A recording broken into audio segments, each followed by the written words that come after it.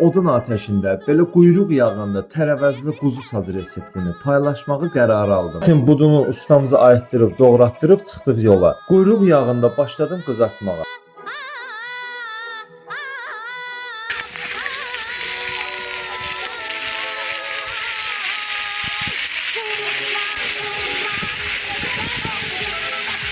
Duz istiotunu vurandan sonra göbələyini də vur.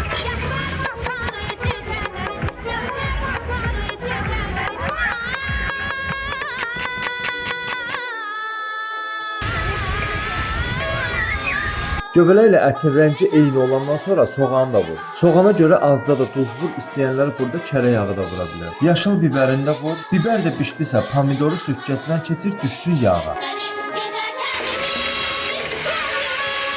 Kənarlarına da bişmiş tərəvəzləri yığıram. Hazırlaya